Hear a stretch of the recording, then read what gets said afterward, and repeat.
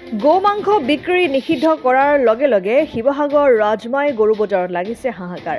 গ্ৰাহকৰ সংখ্যা হ্ৰাস পোৱাত গৰু বিক্ৰী কৰিব নোৱাৰি বিপদত পৰিছে গোপালক। সাংসদ ৰকিবুল হুছেইনে কৰা ৰাজনৈতিক মন্তব্যৰ বাবেই এনে পৰিস্থিতি উদ্ভৱ হোৱা বুলি ক্ষোভ প্ৰকাশ একাংশ গোপালকৰ। লক্ষণীয় যে উজনি অসমৰ আটাইতকৈ পুৰণি আৰু বৃহৎ গৰু বজাৰখনেই হ'ল শিৱসাগৰৰ ৰাজমাই গৰু বজাৰ। শিৱসাগৰ, ডিব্ৰুগড়, চৰাইদেউ, লখিমপুৰ, ধেমাজি আৰু তিনিচুকীয়া জিলাৰ শ শ গোপালকে ৰাজমাই বজাৰলৈ কিনা বেচাৰ বাবে আনে গৰু। বৰ্তমান গোমাংস নিষিদ্ধ কৰাত প্ৰভাৱ পৰিছে এই বজাৰত। ৰাজনৈতিক নেতাৰ মাজত লগা অৰিয়াঅৰিৰ বাবেই গোপালকসকল বিপদত পৰিবলগীয়া হোৱাটো অতি দুৰ্ভাগ্যজনক বুলি মন্তব্য কৰাৰ লগতে অচিৰেই নিষেধাজ্ঞা উঠাই লোৱাৰ আহ্বান গোপালকসকলৰ।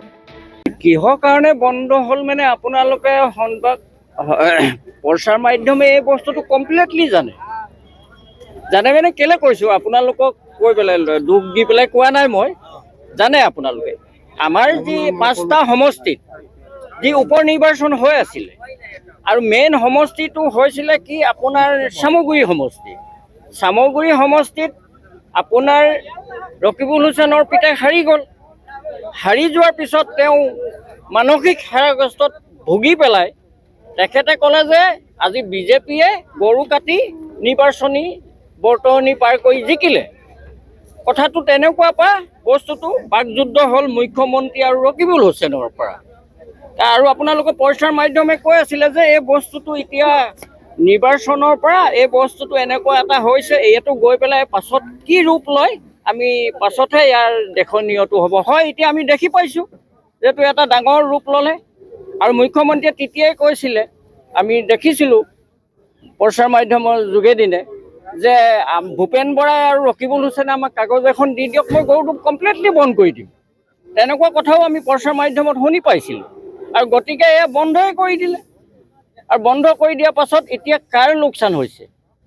লোকচানটো তেখেতলোকৰ কাৰো লোকচান হোৱা নাই। আমাৰ যে এই খাটি খোৱা যিখিনি গৰু পালক, আমাৰ অসমৰ অসমীয়াখিনি প্ৰায় সংখ্যক মানুহে গৰু পালক আছে আৰু বেলেগ ৰাজ্যত গৰু বন্ধ কৰিছে, সেইটো বেলেগ কথা। তো আমাৰ অসমত এই ব্যৱস্থাটো কেতিয়াও কৰিব নালাগিছিলে যে আমাৰ অসমীয়া সৰহসংখ্যক মানুহে গৰু পোহে, ছাগলী পোহে, হাঁহ পোহে, বিভিন্ন বস্তু পুহি বিয়া বাৰু হওক, ল'ৰা ছোৱালী এডমিশ্যনেই হওক বা কাৰোবাৰ বেমাৰ আজাৰেই হওক, এইবিলাকৰ সমস্যাত গৰু এহাল বিকে, গৰু এজনী বিকি সমস্যাবিলাক দূৰ হয়।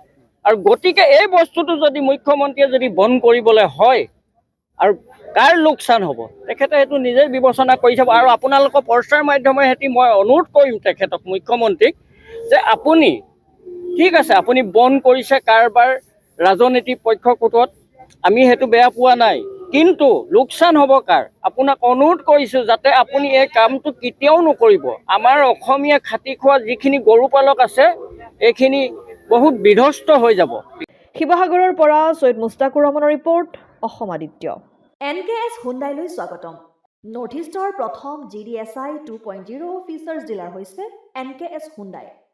অত্যাধুনিক সা সুবিধাৰে তৈয়াৰী মষ্ট আপডেটেড হুণ্ডাই ডিলাৰ এতিয়া ডিব্ৰুগড়ত। আমাৰ NKS হুণ্ডাই ডিলাৰত open sales consulted room, customer ৰুমৰ লগতে পুৰণি গাড়ীৰ এক্সচেঞ্জ ফেচিলিটিও ৰখা হৈছে।